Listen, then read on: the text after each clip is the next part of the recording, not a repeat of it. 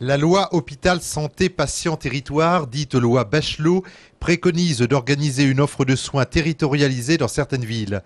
À Montluçon, cela pourrait se matérialiser par une mutualisation des moyens entre l'hôpital public et cette clinique privée, de quoi inquiéter patients et certains élus. L'hôpital public a une mission de service public, d'accueil de tous, d'égal accès aux soins pour tous, quels que soient les revenus. La clinique privée, quand même, puisqu'elle est privée, dirigée aujourd'hui par des fonds de pension américains, son principal objectif, c'est de rendre aux actionnaires ce qu'ils ont leur dû, donc faire du bénéfice. Deux logiques différentes qui, d'après la sénatrice de l'Allier, pourraient conduire la clinique privée à garder les activités rentables et à laisser à l'hôpital des services qui sont déficitaires. Du côté du personnel, on se pose également beaucoup de questions. Le maire tient à les rassurer. Il s'agit tout simplement de réunir nos moyens et de placer là où il y a déjà des savoir-faire, les pôles de compétences. Aujourd'hui, l'hôpital public de Montluçon est soutenu, quand je dis aujourd'hui, depuis des années, l'hôpital public de Montluçon est soutenu par l'État. Pourquoi voudriez-vous que d'un seul coup, l'État abandonne l'hôpital de Montluçon? C'est absolument ridicule. Une trentaine d'élus réclament cependant une table ronde à l'Agence régionale de santé pour avoir des informations claires sur le devenir réel de cet hôpital public. La manifestation a fait plouf. Ils étaient à peine une dizaine cet après-midi à se réunir, square Blaise Pascal à Clermont. Ces militants dénoncent un arrêté pris par la mairie de Clermont, arrêté qui interdit la consommation d'alcool et les rassemblements de chiens sur la voie publique durant l'été. Pour nous, c'est carrément destiné aux SDF, ce qu'on appelle la zone, les pauvres qui sont malvenus, qu'il faut pas faire voir.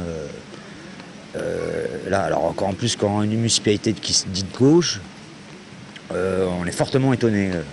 Ces militants voudraient attaquer en justice la mairie pour faire casser l'arrêté.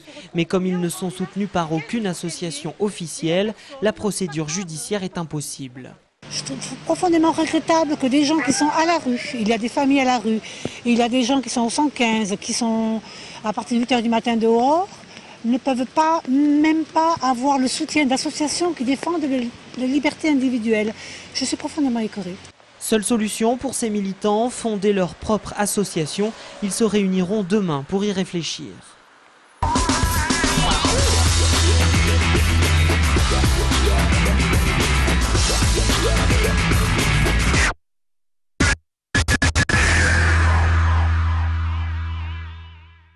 Yann Rabalan est notre invité, bonjour. Bonjour. Quelle est votre actualité, Yann Rabalan?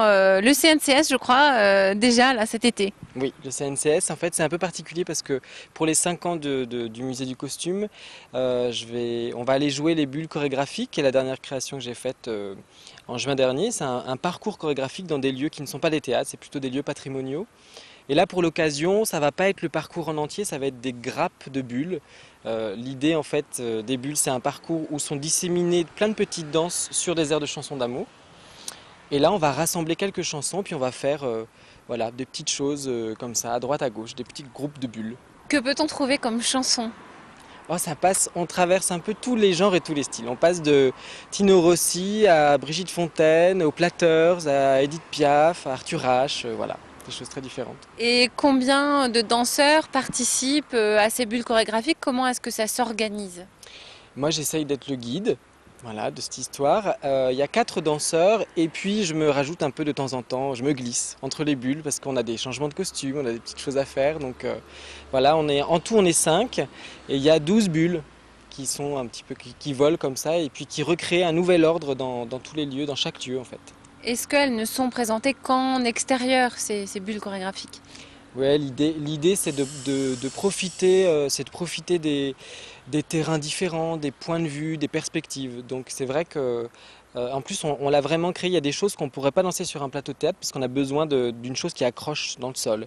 On a besoin d'un mur particulier. On a pris avec les danseurs, en allant visiter tous les lieux différents, on a choisi aussi des sortes de contraintes physiques qui nous ont servi de point de départ et qu'on essaie de retrouver un peu différemment dans chaque lieu. Est-ce qu'il y a un parti pris chorégraphique particulier? Comment est-ce que vous avez composé cette chorégraphie? La danse est venue, on a essayé de la faire le plus simplement du monde. Souvent c'est venu à partir d'une idée. mais vraiment toute bête, c'est-à-dire moi je voyais une danseuse avec qui je travaille depuis longtemps, je la voyais s'adosser contre un mur, s'appuyer contre un mur avec un verre à la main, un verre rempli de je ne sais pas quoi. Voilà, c'est parti juste de cette image-là.